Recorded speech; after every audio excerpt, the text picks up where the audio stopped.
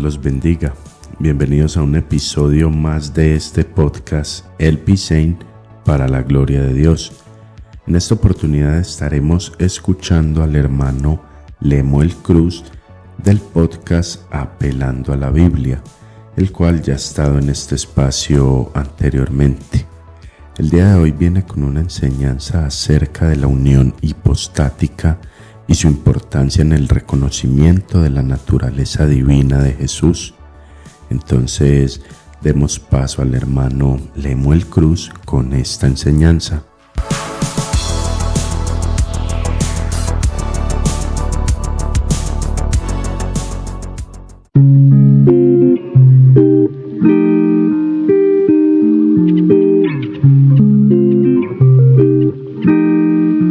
Bendiciones a todos. Aquí otro podcast más de bendición para los oyentes. Aquí un tema muy importante que voy a hablar, que es bien importante, es espiritual y compete a todo cristiano que profesa ser creyente y servidor de nuestro Señor Jesucristo. Y el tema de hoy a conversar, un tema corto, es sobre la unión hipostática y su origen. El origen de la unión hipostática vino a un concilio de allá en Calcedonia en los años 451. Fue un importante concilio eclesiástico que tuvo lugar en la ciudad de Calcedonia en Asia Menor, lo que conocemos como Turquía.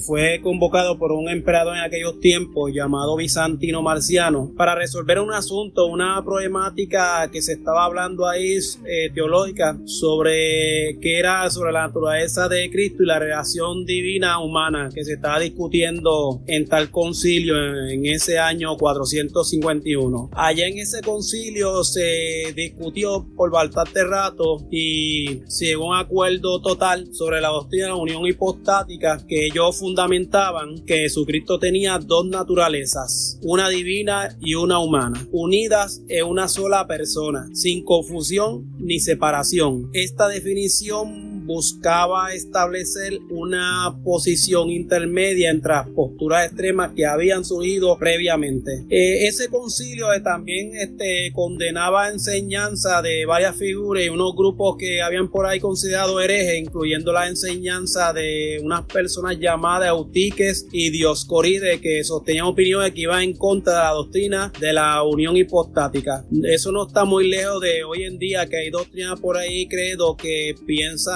que no creen en la unión hipostática, que piensan que Jesús fue un ente aparte, como los testigos de Jehová, que piensan que Jesús es un Dios pequeño, fue creado, y cuando nos vemos el texto bíblico, Jesucristo no fue creado, era la segunda persona de la Trinidad, era el verbo, es la palabra, es la extensión de Dios, el verbo, el logos hecho hombre. En resumen, el concilio de Calcedonia fue un evento crucial en la historia del cristianismo que ayudó a clarificar y establecer la comprensión ortodoxa de la naturaleza de Cristo y su relación divina-humana. Y a lo mejor muchos se preguntarán una pregunta muy importante que yo mismo me la he hecho, que ¿en qué tiempo de la tierra y circunstancias eran perfectos para la llegada de ese logo del verbo de Dios? Y pareciera que es una pregunta difícil, una pregunta imposible, ¿verdad? Porque nadie conoce la mente de Dios. Dios es el que dictamina cuándo hace las cosas conforme su tiempo y su voluntad. Pero aquí te voy a dar un tip más o menos como unas señales de cuándo fue el tiempo, cuando sucedió eso, la llegada del verbo de Dios, cuando dijo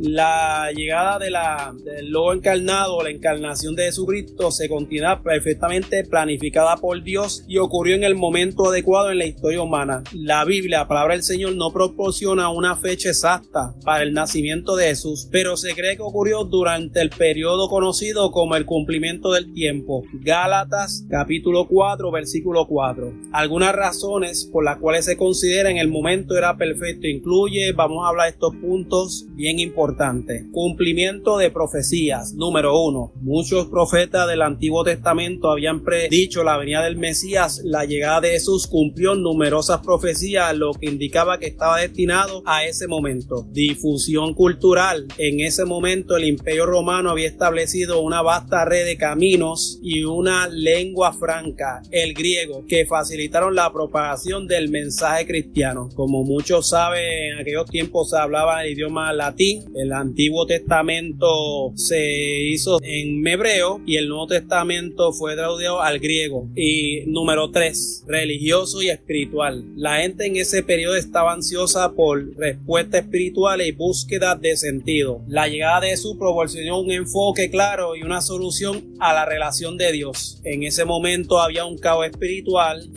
como era en los tiempos de Jesús, pues muchos de los religiosos que había en ese tiempo, pues quizás no llenaban la expectativa y no daban un claro de la necesidad de las personas que tenían necesidades espirituales y lo que había era un desorden del liderazgo en ese tiempo, como podemos ver. Número 4, preparación espiritual. Juan el Bautista fue un precursor que preparó el camino para la venida del Mesías de Jesús, llamando a la gente al arrepentimiento y al cambio de corazón. Punto número 5, cumplimiento del propósito divino. Según la teología cristiana, Dios tenía un plan específico para la salvación de la humanidad y a través de la encarnación, muerte y resurrección de Jesús. En la perspectiva humana, el tiempo y las circunstancias para la llegada del Logos en la persona de Jesucristo fueron perfectos y cuidadosamente orquestados por Dios para cumplir su propósito, salvación y redención. Y aquí viene una parte muy importante que espero que puedan entender por medio de este estudio. Esa naturaleza que adquirió el Logos, el verbo de Dios, la segunda persona de la Trinidad, era impersonal, porque como les mencioné, pues en Jesucristo habían dos naturalezas, la humana y la divina, pero esa naturaleza humana era impersonal. Aquí lo veremos. La cuestión de que si la naturaleza humana en sí misma, sin la unión con el Logos, podría considerarse impersonal, es una cuestión teológica. Es algo complejo que ha sido debatido a lo largo de la historia en la cristiandad. La naturaleza humana por sí misma es vista como una creación divina. Fue una preparación, diría, de Dios, pero la enseñanza ahora es que la unión hipostática de Jesucristo es lo que le da sentido y personalidad a esa naturaleza humana. Y muchos se preguntarán, en la concepción, cuando vino el Logos a adquirir esa naturaleza humana, ¿hubo participación de las tres personas divinas? Claro que sí. En la concepción de Jesús se cree que hubo una participación de las tres personas de la Trinidad, el Padre, el Hijo, que es el Verbo, y el Espíritu Santo. Esta herencia se basa en la enseñanza de Jesucristo, es el Hijo eterno de Dios que se encarnó en el vientre de la Virgen María a través del poder del Espíritu Santo. La participación del Padre, el Hijo y el Espíritu Santo en la concepción de Jesús es una parte fundamental de la enseñanza cristiana sobre la encarnación. El Verbo, que se refiere a Jesucristo como la segunda persona de la Trinidad, se convirtió en humano a asumir una naturaleza humana mientras seguía siendo divino. El Espíritu Santo es considerado como el agente mediante el cual ocurrió la concepción virginal de María, quien concibió por obra del Espíritu Santo sin la intervención de un hombre. La doctrina de la unión hipostática sostiene que Jesucristo, la segunda persona de la Trinidad, el Logos Verbo, se unió a una naturaleza humana completa. Esa unión es lo que otorga personalidad. Cuando la naturaleza divina adquiera esa naturaleza humana, le da personalidad. Por eso es que le da sentido a esa naturaleza humana. Sin la unión de esa naturaleza de vida, la naturaleza humana por sí sola podría considerarse impersonal, como algo ahí inerte, sin vida. Y esto muchos cristianos desconocen de eso. Piensan que en la persona de Jesús hay dos personas. No, es una sola persona con dos naturalezas, la divina y la humana. La unión hipostática implica que el Logos, que es eterno y divino, toma una naturaleza humana para sí mismo, y en esa unión ambas naturalezas divina y humana están plenamente presentes en una sola persona, Jesucristo. Aquí vamos a la palabra del Señor en Hebreos capítulo 10 versículo 5. Vemos que en cierta manera, vamos a llamarle, Jesucristo el Verbo hablaba sobre la preparación de un cuerpo para él venir a la tierra. Él necesitaba humanizarse para un propósito, y ahí dice: he aquí vengo, Dios, para hacer tu voluntad, como en el rollo del libro está abierto. Este pasaje es citado por el autor hebreo para resaltar la obediencia y disposición de Jesús para cumplir la voluntad del Padre, encarnarse como ser humano y ofrecer a sí mismo como sacrificio.